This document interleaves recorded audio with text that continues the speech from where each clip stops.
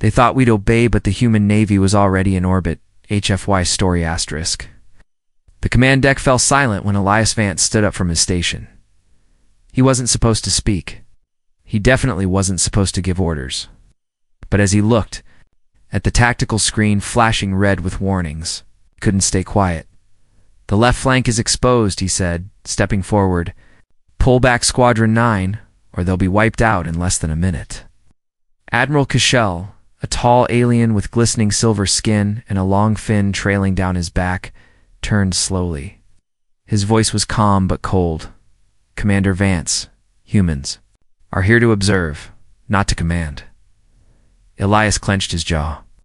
"Sir, if you don't act now, you'll lose the entire flank." "You will sit," Kishel interrupted, "or you will leave." On the display, the simulation played on. Squadron 9 moved too slow. Moments later, 3 red explosions bloomed across the screen. "Unit lost. Unit lost. Unit lost." Elias didn't say another word. He didn't have to. Everyone saw it. Everyone felt it. He was escorted off the bridge minutes later. The door hissed, closed behind him, and Elias stood in the long corridor of the Alliance flagship, staring out the narrow viewport at the stars. Behind him, the exercise continued to fail. It was the 3rd time in 2 weeks. Back on Earth, they would call this pride. But here in the Galactic Alliance, they called it protocol. Humans weren't allowed to command. Too young, too reckless, too emotional. But that was a lie. They were afraid. Elias knew it. So did the others. Training in secret across the solar system. Later that night, as Elias sat alone in his temporary quarters, a message blinked on his datapad. It was short, no name, no greeting. "Simulation failed. Again. We need to talk. Bastion Station. Secure Line 7. Elias tapped reply. "On my way." The next morning, he was on a fast shuttle cutting through the void toward Bastion, an old space station that didn't officially exist anymore, once a mining outpost, now hidden behind asteroid shadows and cloaked in static noise. Bastion was Earth's secret. Inside, it was alive. Humans moved through narrow corridors with purpose pilots. Engineers, strategists, every one of them rejected or ignored by the Alliance. Every one of them chosen for something greater. They stood when Elias entered the war room. "Commander," said Maya Chen, the lead strategist, "we've run the sim 10 times. Only when your formation is used does the fleet survive past phase 3. Elias folded his arms. "And we're being asked to build a new command unit. One the Alliance can't block. One that answers only to us." He raised an eyebrow. "Official?" She shook her head. "Not even close." Elias looked around at the officers, some young, some older, all tired of watching humans die while waiting for permission to act, tired of being told to stay in the back. "What's the plan?" Maya tapped a display. "Project Monarch. Earth-built ships. Human-led fleet. Stealth-trained, but fully functional. No guns, officially. Just defense. Systems. Still illegal," Elias said. "Only if they catch us." He studied the map of their route shipyards hidden in the asteroid belt, training simulations masked as mining operations. Drones labeled as civilian research. "We don't want war," Maya added quietly. "But we're not waiting to be." "Saved anymore?" Elias gave a slow nod. "Good. Because the next time someone says we can't sit in the command chair..." He stepped up to the main display, staring at the hologram of an enemy formation. "We're going to take the whole bridge." The room went quiet, not in fear but in agreement, and then the alert light turned red. A real emergency. An outer Colony Borealis outpost was under attack. Civilian transport disabled. No response from the Alliance yet. ETA for Alliance. "Help?" Elias asked. 7 hours. He checked the coordinates. Bastion was 5 hours away, even on civilian drives. "We have 1 ship ready," Maya said. "Not finished, but it flies." Elias looked at her. "Then we test it now." But others stood. "Sir, if we move without approval?" "They'll expel Earth from the Alliance," someone said. Elias walked toward the dock. "Let them try. Someone has to lead." As the ship launched, slipping into the stars like a shadow with purpose, Elias watched the stars slide by. He wasn't afraid anymore. This wasn't mutiny. This was what humans did best. When denied a seat at the table, they built their own and made it stronger. And as they accelerated toward the colony under fire, Elias whispered the one thing the Alliance never expected to hear: "Fleet, form up behind me." Asterisk, the stars outside Bastion Station didn't shine.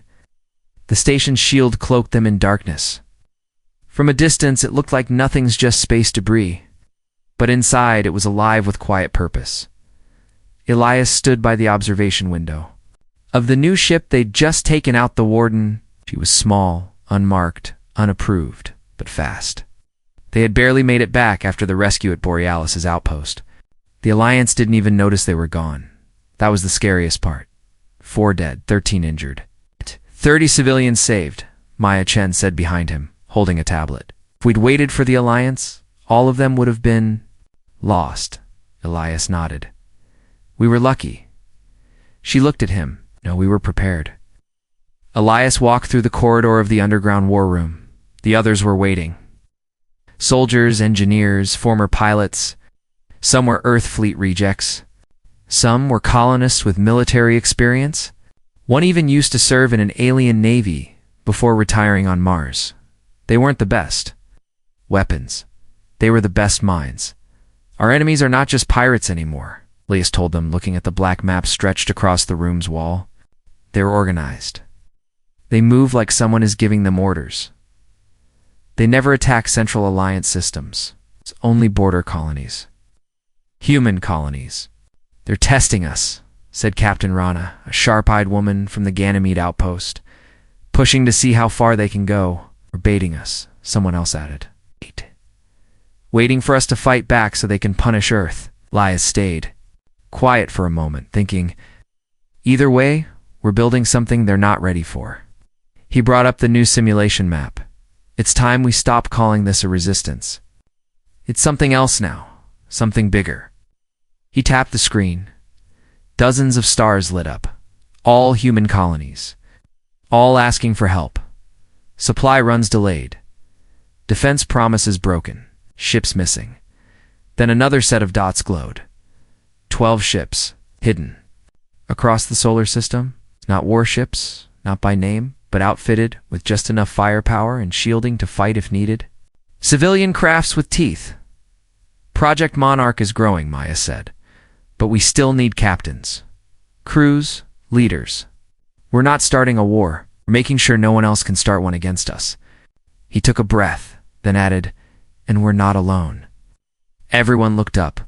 A squad from Arvani sent us data. They're from an alien race who's been denied command rights for over a century. And they say their ships are ordered to stand down. When under attack, just like ours? Maya stepped forward. They're not the only ones. There's whispering across the Alliance. Low-tier species like a stalking about unfair rules, slow help, unequal treatment.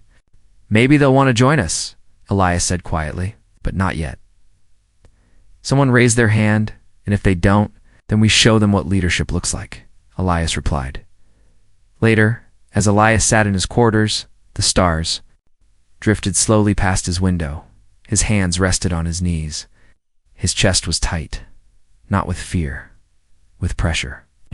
A weight he had never felt before. Responsibility. Back on Earth, leaders wore medals and gave speeches. But up here, leadership meant sending people into battle. Some might not return. Elias stared at the small photo of his sister still on the Mars colony. She always laughed when he talked about stars now. Her world might be next. A soft knock. It was Maya. We got a message, she said. Encrypted. From within the Alliance, Elias frowned. From who? No name. Just 2 words. 3 more ships arrived at Bastion. 1 carried cargo labeled mining supplies. It wasn't. It held heat-shielded targeting equipment. Another carried engines stolen from decommissioned ships. The 3rd had food and medicine. People were coming too. A quiet network of loyal Earth engineers. Alien traders who had seen too much. Retired captains, forgotten veterans. even a few former pirates who'd turned sides. Something was building, and it wasn't just ships. It was hope. It was belief. Elias stepped into the new command center. They were finishing. In the center was a simple metal chair bolted to the deck. No lights, no throne, just a place to sit and lead. He put his hand on it. The forbidden command chair. The one no human was supposed to touch. But he didn't sit in it yet. Not yet. Because soon, very soon, it wouldn't just be one man. It would be many. And when the galaxy asked who gave humans permission to lead, the stars themselves would answer. The sky above Earth looked peaceful, but in orbit. Tension was rising. A massive Alliance cruiser hovered near the edge of Earth's atmosphere. Shaped like a long silver blade, its glowing engines hummed with quiet power. Inside, an inspection. Team prepared to visit Earth's shipyards. The official reason was cooperation checks, but Elias Vance knew better. From a hidden control room beneath the Arctic ice cap, he watched the cruiser's movement on a screen. The cold blue light of the monitors cast shadows on the walls. Maya Chen stood beside him, arms crossed, eyes locked on the display. "They're early," she said. "They know something," Elias replied. "Maybe not everything, but enough to be dangerous." Another officer walked in holding a message pad. His voice was flat. "They're asking to meet with Earth's fleet officials. Full records of ship production, crew assignments, and training programs." Elias didn't speak for a moment. Then he asked, "Are we clean?" "Barely," Maya said. "On paper, Earth has only 5 active ships. All low-tare, all civilian. Everything else is hidden, scattered, or off-grid." Elias gave a quiet nod. "Then let them look." "Aye!" "But we say nothing about Project Monarch, nothing about Bastion, and nothing about the new fleets." Later that day, the inspection began. A group of tall aliens walked through Earth's main orbital dock, dressed in black robes marked with Alliance sigils. They scanned every surface, looked over ship records, and spoke little. Admiral Hargrove, Earth's official representative, guided them with a forced smile. "These are our support vessels," he explained, "mainly for colony supply runs. Few mining escorts, nothing more." One of the inspectors, a narrow-eyed alien named Vieran, stopped in front of a display showing crew rosters. His eyes narrowed. "This name," he said, "Commander Elias Vance. He has not been seen at any Earth facility in over 3 cycles." "He was reassigned," Hargrove said calmly. "Private research vessel, deep space." "Which vessel?" "Unlisted." The mission was civilian-funded. Yarn stared at him for a long time, then said nothing more. But later that same night, Hargrove sent a private message to Elias. "They're watching. You were mentioned by name. Be careful." Elias read the message in silence. Then he destroyed the pad. Down in the Bastion command room, tension was high. Maya paced the floor.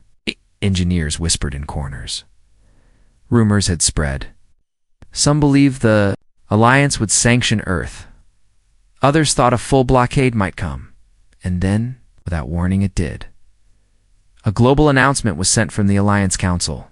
It was cold and formal, due to unauthorized training simulations, possible treaty violations, and missing command personnel. Earth's access to strategic military data is suspended. Further actions may follow. Elias stared at the screen. "So that's it," he muttered. "They're starting the push." Maya stepped beside him. "This is only part 1. Sanctions come next, then pressure on the colonies. And they want me gone," Elias said. "That's clear." He looked around at the people in the room. Most were quiet. Some looked scared. Few looked angry. "We knew this might happen," Maya said. "But the question is, what now?" Elias took a breath. "They want Earth to stay weak. Stay quiet, but I won't step down. But when our colonies are still under threat, not when no one else is coming to help." A soft beep echoed from the communication terminal. A message had come in from Arvani's space. The message was short. "We saw what you did at Borealis. We want to learn. Can you teach us?" Elias smiled faintly. "They're reaching out." Maya looked hopeful. If we can form alliances, quiet ones, it won't just be Earth standing alone. Exactly, Elias said. We can't win a war against the full alliance, but we can build something different. A network, a fleet of fleets. Another officer raised a concern. If they push harder, they might send ships to shut Bastion down, maybe even strike Earth. Elias didn't flinch. Then we make sure we're not here when they come. That night, under the cover of darkness and coded jump routes, another ship launched from a hidden dock on the far side of Saturn. It was small, fast, and unmanned. It carried blueprints, data, and training materials. Its destination an allied outpost in a system no one talked about. Project Monarch was no longer Earth's secret. It was spreading, and the Alliance couldn't stop it. Not anymore. The hangar smelled like metal and fuel. Sparks flew from welding torches. Voices echoed through the hollow space as engineers worked side by side, building something no one was supposed to see. Elias Vance walked through the narrow catwalk, his boots clanking against steel. Below him stood the skeleton of their first, real command ship. Not a disguise. Not a lie. This one would carry weapons, shields, full control systems. Its name was Horizon's Edge. She's almost ready, Maya said, joining him at the railing. Her face was tired, but proud. 3 more days and she can fly. Elias looked down at the sleek metal frame. The ship was sharp, shaped like a predator. Light glowed faintly from its core engine. No markings? He asked. None, Maya said officially. She doesn't exist. Elias smiled slightly. That's the only kind of ship we can fly now. Far from Earth, this secret shipyard was hidden in the crust of a lifeless moon, cloaked from sensors and guarded by black market drones. Earth didn't know. The Alliance didn't know. Only the growing network of quiet allies shared the truth, and that truth was dangerous. We've received reports from the outer colonies, said Rana, another captain who had joined their group. 2 more attacks. Duh. No response from the Alliance. They blamed communication errors again. They're not even trying to cover it well anymore, Maya muttered. It's like they want us to suffer. Elias didn't respond. He already knew the pattern. First came the silence. Then came the excuses. Then came the punishment when humans tried to defend themselves. He turned to the others gathered around. The holloatable. How many ships do we have now? He asked. 13 operational. 5 more close to launch, said Ben, their systems officer. Most are based on mining haulers or rescue ships. But we've retrofitted each one. Speed boosts, countermeasures, all hidden inside legal specs and crews. Growing every week, Maya replied. Word spreading. People want to help, not just from Earth. We've got 2 volunteers from the Arvani. 1 from the Talari aliens? Elias asked. Surprised, Maya nodded. They're tired too. They've seen how the Inner Alliance treats their people. Elias looked around the dim-lit command room. They had started with just 6 people. Now there were nearly 200 working across different bases. Celts engineers, ex-soldiers, smugglers, scientists, people who believed in something more. Not war, but freedom. Across the room, an alert flashed. Ben leaned over to read it. It's from a listening post near Mars, he said. The Alliance just passed a new order. All Earth-registered vessels must report to the Central Command for inspection. Failure to comply will be considered an act of aggression. You're tightening the leash, said Rana. Elias stared at the message. They know something's moving, and they're scared. He turned back toward the ship they were building. Then it's time we stop hiding. Everyone looked at him, you mean? Show them? Maya asked. No, Elias said calmly. Not all at once. Just enough. He pulled up the map of Alliance territory. Red dots blinked where attacks had occurred. Owl, blue dots showed Alliance. Response times most too slow to help, then, he added green dots. Those were their ships, their rescues, their wins. They act like we're criminals, he said. But we're the only ones protecting people. So what's next? Maya asked. We send help again, Elias said. Openly this time. He zoomed in on a colony near the edge of Alliance Space Rovin's reach. It's under threat. Pirate signals have been spotted nearby. The Alliance won't arrive for 2 days. We'll be there in 12 hours. That's risky, said Rana. Yes, Elias said, but it sends a message. He looked at the faces around him. We don't want war. We want peace. But peace with our people dying isn't peace, it's control. He turned back toward Horizon's edge. We built this fleet because we had no choice. But now, he paused. Now it's time to lead. 12 hours later, the dark sky above Rovin's Reach lit up with streaks of fire. Pirate ships broke. From the clouds like vultures, the colony sent its signal, one last call for help. And help came. Out of the stars, Horizon's edge appeared, silent and fast. Her engines burned bright. She didn't carry flags or warnings, just shields and resolve. The pirates didn't know. Who she was, they would learn soon. Elias stood at the helm. No title, no approval, just a human in the command chair. They tried to keep empty, and behind him 3 more ships entered formation. This was the fleet that shouldn't exist, and it had just arrived. The colony of Rovin's Reach had no weapons, no walls, and no one coming to protect it. Until now, a group of pirate ships hovered above the farmland domes like hungry beasts. The colony's people were trapped underground, hiding in shelters as explosions rocked the surface. Lights flickered. The emergency beacon had been sent out hours ago, and then something new appeared on the colony's scanners. It was fast. Too fast for a mining ship, too small for a cargo hauler. The pirates noticed it too. One of them turned toward the strange, new arrival inside the ship. Elias Vance stood calmly on the bridge of Horizon's edge. He stared at the incoming ships with steady eyes. Pirates have spotted us, Maya said from her station. Are the others in formation? Elias asked. Yes. 3 ships. Cloaked. Waiting for your signal. Then let's show them who we are. Leaned forward. Broadcast message to all pirate vessels. The channel opened. His voice was strong but clear. This is Commander Elias Vance of the human-led defense fleet. You are attacking a civilian colony. Stand down, release the colony, and leave this system now. There was silence for a moment. Then a harsh laugh echoed back over the speaker. Defense fleet? You sound like a cargo pilot playing hero. Bit! Yourself a favor and fly away? Elias didn't answer.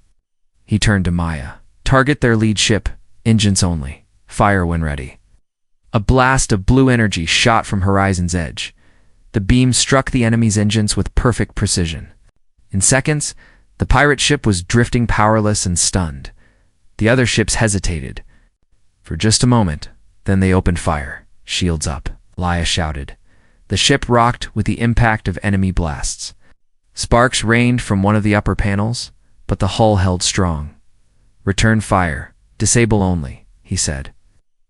Not murderers. The crew moved quickly.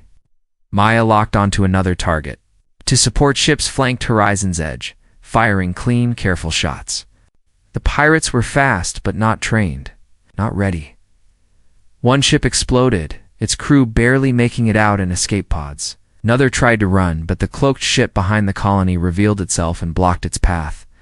Within minutes, the pirates were either captured or fleeing. The sky over Rovin's Reach grew quiet. On the ground, colony's leader, woman named Elrusta, outside the main shelter.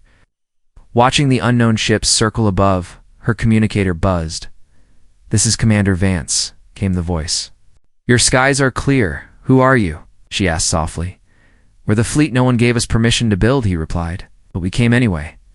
Later, as the ships landed and medical crews helped the injured, the colonists gathered around to thank them.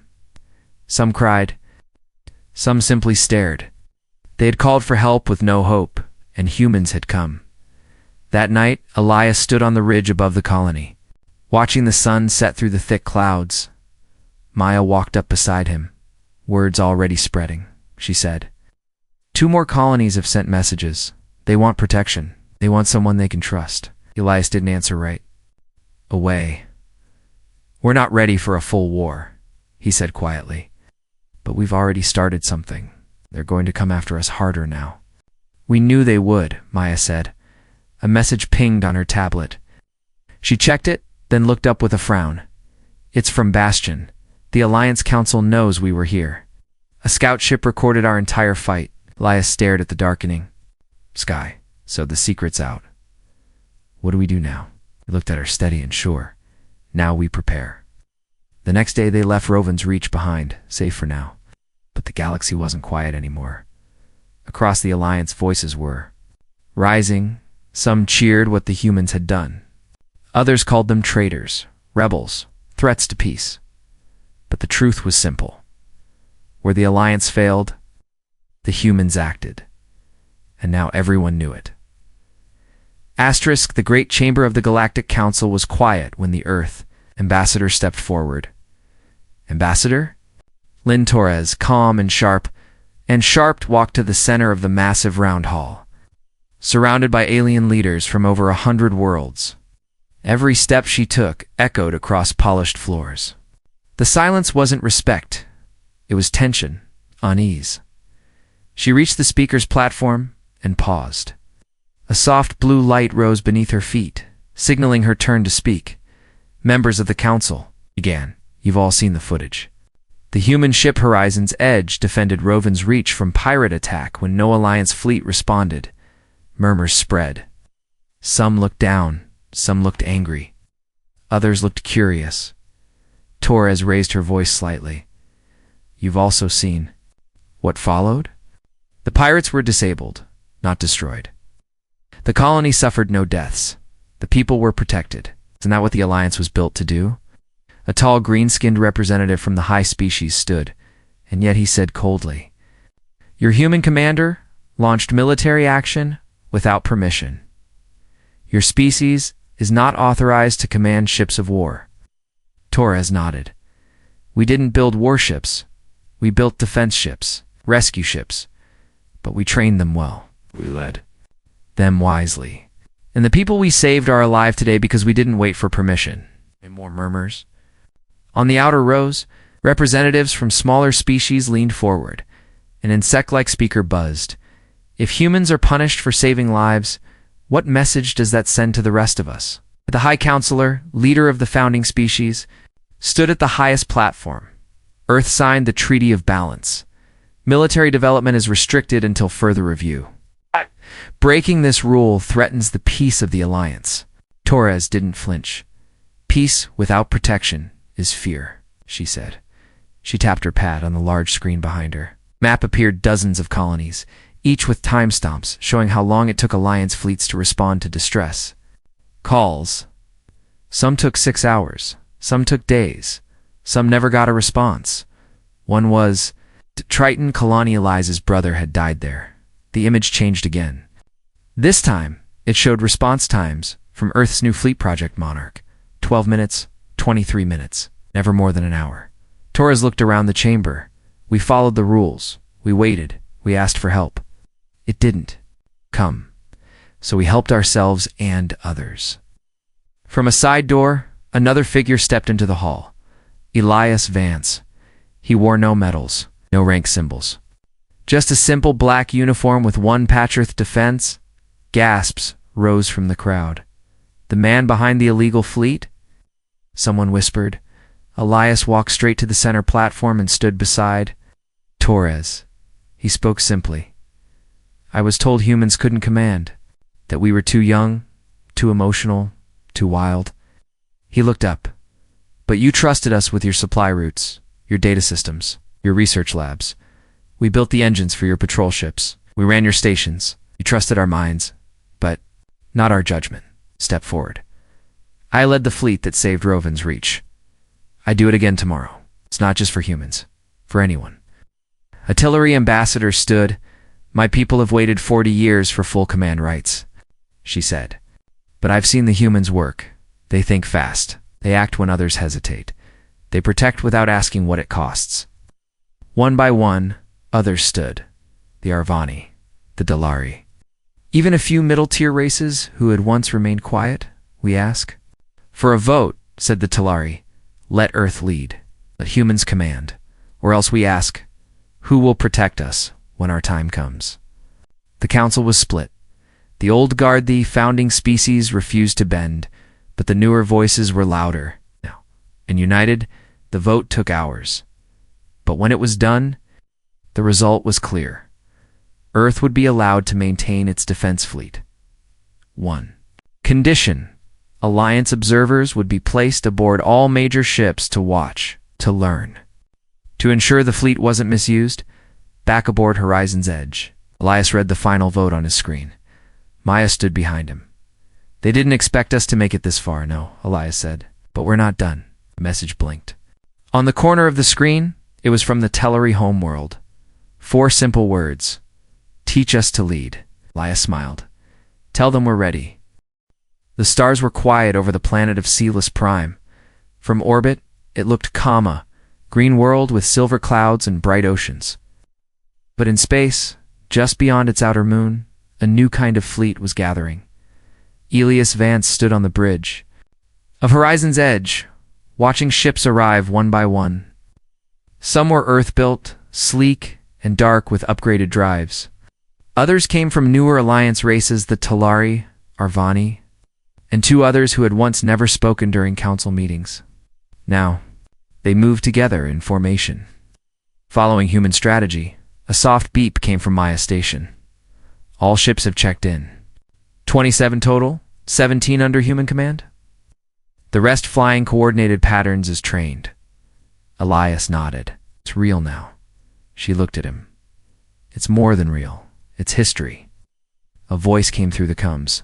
This is Firecaller, Tellery Command, ready for live drills? Copy, Elias replied. Begin Phase 1, defensive drills. Rotate lead every 3 minutes. The fleet shifted in space, slow at first, then smoother, tighter.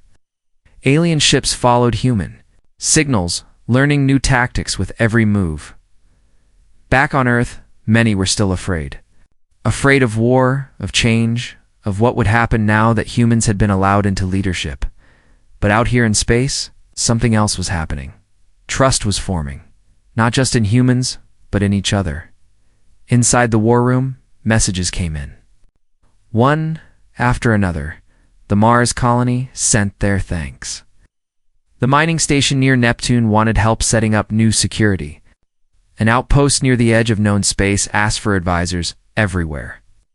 People were reaching out not to the Alliance Council, but to the human fleet. Elias sat at the command table that night, looking at a simple list. It wasn't long, just names of those who had died in the early days. His brother was there. So was Rana's husband. So were dozens of others. He carried them with him, not as a weight but as fuel. Lisa Parker, now Admiral of the 2nd Earth Fleet, entered the room. We've received word, she said. The High Command is stepping down. The founding species have agreed to share power with the outer members. Elias leaned back in his chair, so it worked. Lisa smiled faintly. They still don't like it. But they see the truth now. We didn't break the Alliance. We saved it. Maya stepped in after her, holding a small data cube. We got a message from Vega Prime, she said. One of the oldest founding worlds. They want to send 5 cadets to train on our ships. Elias blinked. They want to learn from us? Exactly. He turned toward the viewport, watching the fleet move like stars in motion. No one ever believed humans could lead, he said quietly.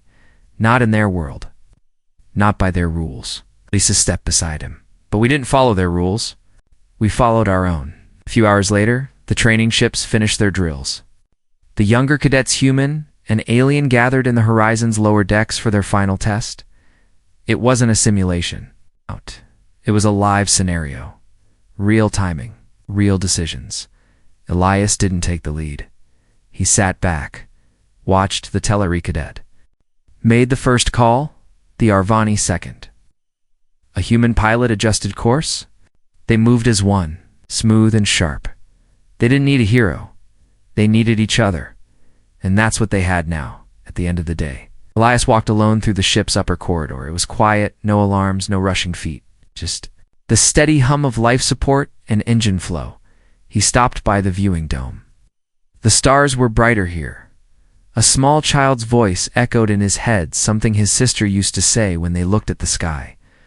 One day, Big Brother, you'll touch the stars. He hadn't just touched them, he had brought others with him. A soft tone rang from the main console. A message. This is Outpost Feriac. Pirates spotted, no Alliance patrols nearby, requesting assistance from Earth Defense Fleet. Elias smiled. He tapped the button.